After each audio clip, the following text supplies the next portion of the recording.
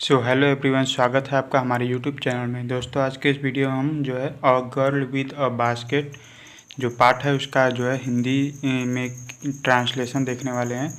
इसको देखिए, लिखा था विलियम सी डगलस ने। ठीक है, विलियम सी डगलस इनके राइटर थे। ठीक है, ये कक्षा 12 का बहुत ही इंपॉर्टेंट टॉपिक है। ये जो है आपको पहले चैप्टर में मिल जाएगा। यहाँ पर 3 चैप्टर दिया हुआ है। ठीक है, तो मेरा बुक जो है थोड़ा पुराना है।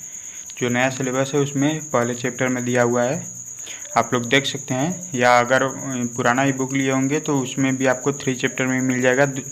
सब कुछ वही चीज़ है, बस चैप्टर का नाम जो है बदला हुआ है। ठीक है, तो ये यहाँ पर थोड़ा सा जो है अबाउट द ऑथर यानी कि लेखक के बारे में दिया हुआ है, और यहाँ पर ये है अबाउट द लेसन, मतलब कि लेसन के बारे में थोड़ा दिया हुआ है। तो इन दोनों से कोई मतलब है नहीं उतना। हमारा जो चैप्टर स्टार्ट होता है वो यहाँ से होता है। ठीक है, यहाँ से। ठीक है, तो यहाँ से देखते हैं इसका हिंदी रूपांतरण क्या होता है और इसको हिंदी मीनिंग के माध्यम से समझते हैं। देखिए, यहाँ पर लिखा हुआ है I had left new Delhi for the Himalaya. ठीक है, मैं जो है नई दिल्ली से हिमालय की ओर चला। ठीक है, ये लेखक के बारे में है, जो कि मतलब कि दिल्ली से हिमालय की ओर जा रहे थे और बीच बीच में जो स्टेशन पढ़ते गए, जैसे बच्चों से मिले स्टेशन पर जो काम कर रहे थे, जो टोकरियाँ बेच रहे थे, उसके बारे में है। तो ठीक है, तो देखिए, I had left new Delhi for the Himalaya, यानी कि मैं जो है दिल्ली से हिमालय की ओर चला। I was going as far as Bareilly by train, मैं जो है बरेली तक ट्रेन से गया। ठीक है, बाई ट्रेन, मैं बरेली तक ट्रेन से गया। And then by car to Ranikhet, और फिर रानी खेत तक कार से गया। ठीक है, बरेली तक जो है ट्रेन से गया और रानी खेत तक जो है कार से गया। An old British army hill station located on a 600 foot right ridge opposite a 120 mile sketch of snow capped Himalaya. ठीक है, यानी कि रास्ते में ही एक पुराना अंग्रेज़ों की जो है छावनी थी। ठीक है, आर्मी हिल स्टेशन यानी कि छावनी है ना। जो है रास्ते में एक जो है अंग्रेज़ों की पर्वतीय छावनी थी जो बर्फ़ से ढकी हुई थी। ठीक है, 6,000 फुट पर थी ऊपर, और जो है 120 माइल यानी कि 120 मील जो है sketch of snow capped Himalaya. Snow capped यानी कि जो है बर्फ़ से ढकी हुई थी, हिमालय की बर्फ़ से ढकी हुई थी। The train was slow, train जो है रेलगाड़ी स्लो था यानी कि धीरे धीरे चल रहा था। And it stopped at all the way station, और जो है वह प्रत्येक स्टेशन पर, ठीक है, स्टॉप्ड यानी कि रुक कर जाती थी। At all the way station, सब जो है सभी स्टेशन पर रुक कर जाती थी। एट एवरी स्टॉप, प्रत्येक स्टॉप पर यानी कि प्रत्येक स्टेशन पर। I swung open the door of my compartment, मैं अपने कंपार्टमेंट का डोर यानी कि दरवाज़ा ओपन यानी कि खोल देता था। ठीक है, प्रत्येक अपने कंपार्टमेंट का दरवाज़ा मैंने जो है प्रत्येक स्टेशन पर खोल देता था। And walked the platform, walk यानी कि टहलना। ठीक है, और जो है प्लेटफार्म पर टहलने निकल जाता था। ठीक है, जो है प्रत्येक स्टेशन पर मैं अपने दरवाजे जो है अपने कंपार्टमेंट के खोल देता था और जो है प्लेटफार्म पर टहलने लगता था, है ना।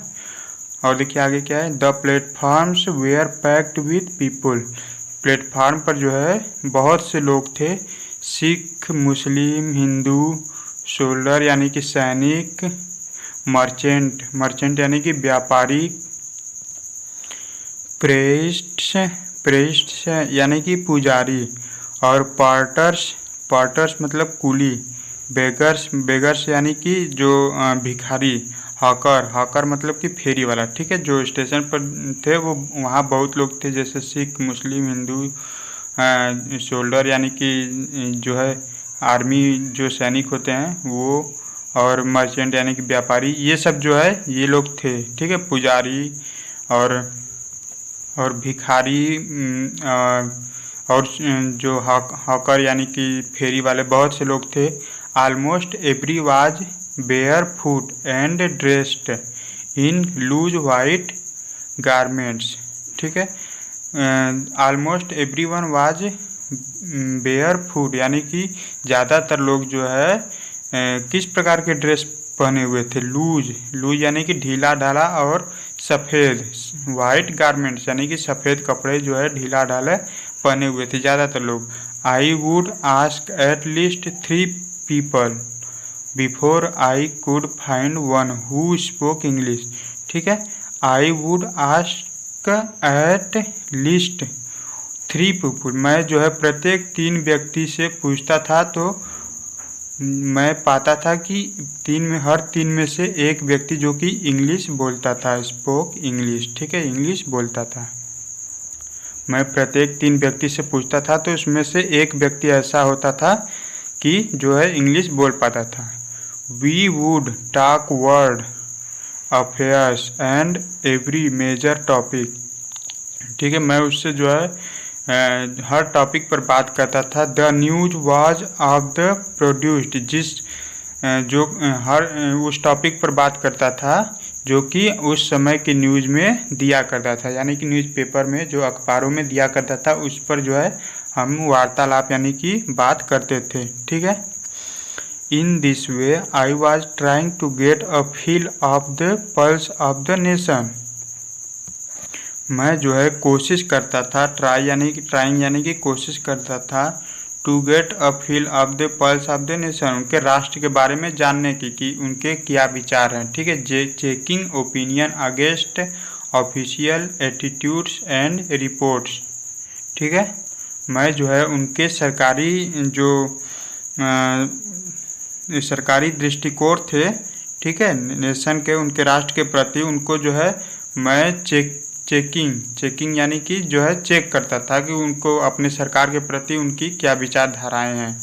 ठीक है, क्योंकि देखिए लेखक जो था वो अमेरिका का था, वो इंडिया का था नहीं, तो भारत में आया था घूमने, है ना, तो वह जो है भारत के बारे में कुछ जानता नहीं था उतना ज़्यादा, तो लोगों से जो है वो मतलब कि भारत के सरकार के प्रति उनके विचार जो है जानने की कोशिश करता था लेखक। ठीक है, the route lay through one of the richest of Indian agriculture areas. The route यानी कि यह रास्ता जो था वो भारत के सबसे अधिक रिचेस्ट यानी कि सबसे अधिक विकसित कृषि क्षेत्र, एग्रीकल्चर एरिया, कृषि क्षेत्रों में से एक था। जिस रास्ते से वह जो है जा रहे थे वह जो है सबसे विकसित कृषि क्षेत्रों में से एक था। This was the plain of the upper Ganga river. यह जो है ऊपरी गंगा नदी का मैदान था। प्लेन यानी कि मैदान, मतलब कि एकदम समतल भूमि था। ठीक है, देख लीजिए। और आगे क्या है, 1000 feet above sea level but tropical, जो है 1000 फीट एबव यानी कि 1000 फीट जो है ऊपर था, सी लेवल समुद्र तल से, बट ट्रॉपिकल, लेकिन यहाँ जो है बहुत अधिक गर्मी, ट्रॉपिकल यानी कि बहुत अधिक गर्मी भी पड़ती थी और बहुत अधिक बारिश भी होती थी। ठीक है, the Ganga was brown silt Solan with fluid waters. जो गंगा थी, है ना, जो गंगा यानी कि जो गंगा नदी थी वह भूरे रंग के गाद के रूप में थी। ठीक है, गाद बोल सकते हैं इसको, गाद। ठीक है, सोलेन मतलब कि जो है एक गाद के रूप में थी, है ना, यानी कि गहरी थी नदी। ठीक है, it's overflow inundating thousands of acres of rice. इस गंगा के नदी के कारण, ठीक है, कहाँ गया ये है, इट्स ओवरफ्लो। ठीक है, तो इस गंगा की नदी के कारण थाउजेंड ऑफ एरिया यानी कि हज़ारों एकड़ की ज़मीन जो है, जो राइस यानी कि चावल की जो खेती होती थी वो जो है डूबी हुई थी।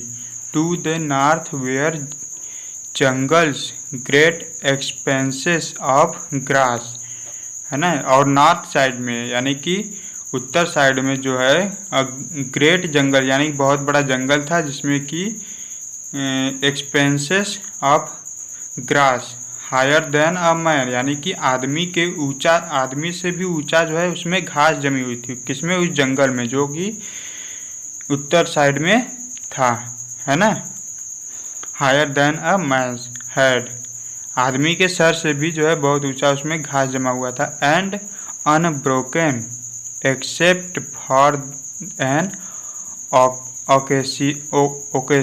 ओकेशनल क्लम्ब ऑफ ट्रीज, और कहीं कहीं जो है क्लम्ब ऑफ ट्रीज यानी कि जो पेड़ के समूह थे, है ना, उस जंगल में जो है कहीं कहीं पेड़ के समूह थे, यानी कि बहुत ज़्यादा अधिक मात्रा में जो है पेड़ पौधे थे।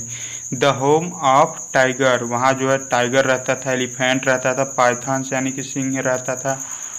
और आगे क्या है, एंड कोबराज, कोबरा एक सांप जो होता है वो कोबरा सांप, मतलब कि जो उस जंगल में बहुत सारे जानवर रहते थे, ऐसा आप बोल सकते हैं, ठीक है।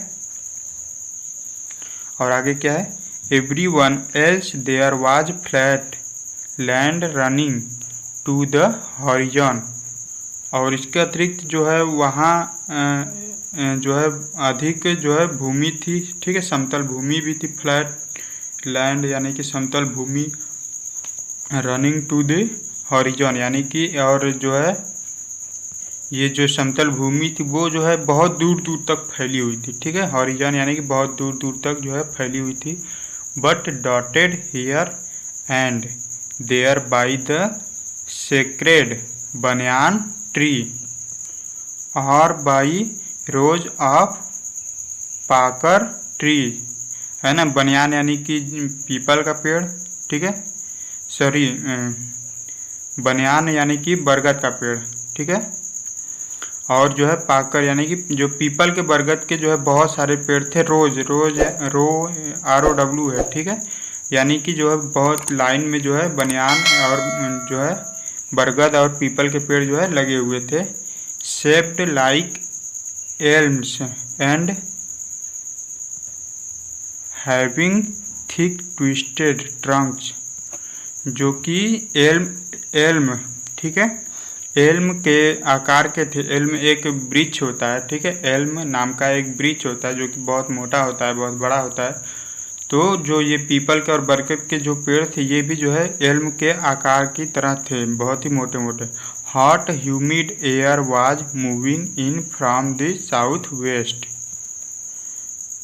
दक्षिण और पश्चिम की तरफ, ठीक है, दक्षिण और पश्चिम की तरफ गर्म हवा और ह्यूमिड यानी कि जो है आर्द्रता यानी कि नम हवाएं भी चल रही थी। Monkeys some of them mothers with babies clinging to them, ठीक है, एंड राइडिंग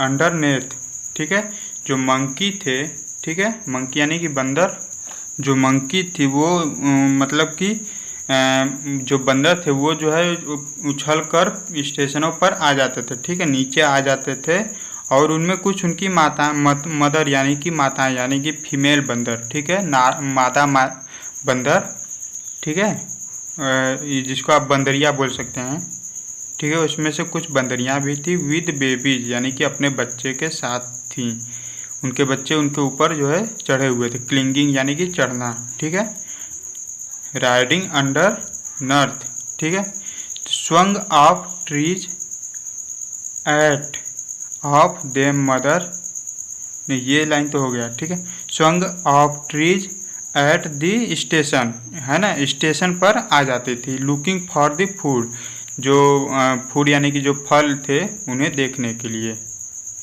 ठीक है। The villages we passed, the villages we passed यानी कि जिन गांवों से हम गुजर रहे थे, had walls made of mud mix with water and cow dung यानी कि गोबर, ठीक है, काऊ मतलब गाय और डंग यानी कि गाय का गोबर जो होता था। जिन गांवों से हम गुजर रहे थे वहाँ की वाल यानी कि दीवार, ठीक है, जो दीवार थी वो मड यानी कि मिट्टी से मिक्स की हुई थी, ठीक है, मिट्टी में मिक्स करके मिक्स करके वाटर एंड काऊ डंग, मिट्टी के साथ जो है गोबर और पानी जो है मिक्स करके वहाँ की दीवारें बनाई गई थी। Their peaked roofs were thatched, उनके जो पिक्ट यानी कि नुकीले जो छत थे, रूफ यानी कि छत, ठीक है, उनके नुकीले जो छत थे वहाँ पर जो है छप्पर पड़े हुए थे, है ना, मतलब कि छप्पर से ढका हुआ था। Bundles of grass tied to bamboo poles, ठीक है, जो मतलब कि बाम्बू यानी कि बाँस, ठीक है, बाँस जो है घास, बंडल ऑफ ग्रास, ठीक है, मतलब कि घास के बंडल, है ना, जो उनके छतों पर जो है बाँसों से ग्रास, बंडल ऑफ ग्रास यानी कि घास के बंडल जो है बंधे हुए थे, ठीक है, scratched across the rafters that day the pumpkin vines that grew over them, ठीक है, यानी कि जो छप्पर थे, छप्परों पर कहू की मटमैली मोटी बेलें लटकी हुई थी, ठीक है, कहू जो है एक प्रकार का होता है, पौधा ही होता है ना, उसकी जो है बेलें लटकी हुई थी, ठीक है। आगे क्या है, वेयर इन ब्लूम, ठीक है, जो है were in bloom trailing streaks of yellow over drab walls, जिन पर जो है yellow over the drab walls, walls यानी कि दीवार पर, येलो यानी कि पीला, ठीक है, जिन पर खिले फूल पीले रंग की टेढ़ी मेढ़ी रेखाओं जैसी लग रही थी, ठीक है, टेढ़ी मेढ़ी रेखाओं जैसी लग रही थी। तो यहाँ तक जो है हमने समझ लिया है। इसके आगे का जो इसका मीनिंग है उसको मैं अगले वीडियो में बताऊंगा। उसका पार्ट 2 मैं जल्दी आपको प्रोवाइड करा दूंगा। उसके लिए आप चैनल को सब्सक्राइब करके बेल आइकन को प्रेस कर लीजिए, ताकि जब भी हम अगली वीडियो अपलोड करें आपको नोटिफिकेशन तुरंत मिल जाए, ठीक है। और दोस्तों, अगर ये वीडियो पसंद आए तो कृपया वीडियो को लाइक करें, अपने फ्रेंड्स के साथ शेयर जरूर करें और चैनल को सब्सक्राइब जरूर कर लें, ठीक है। इसको मैं जो है एक और पार्ट बनाऊँगा, उसमें भी मैं जो है इसको समझाऊंगा, क्योंकि देखिए सारा सब कुछ एक ही में समझा दूंगा तो आपको समझ में भी नहीं आएगा और भूल भी जाएंगे बहुत ही जल्दी, ठीक है। तो थोड़ा थोड़ा करके समझेंगे हम, तो हमको अच्छे से समझ में आएगा, ठीक है। और जब मैं सेकंड पार्ट इसका बना दूंगा तो इसका लिंक मैं डिस्क्रिप्शन में, इस वीडियो को डिस्क्रिप्शन में दे दूंगा, आप जो है डिस्क्रिप्शन चेक ज़रूर कर लें।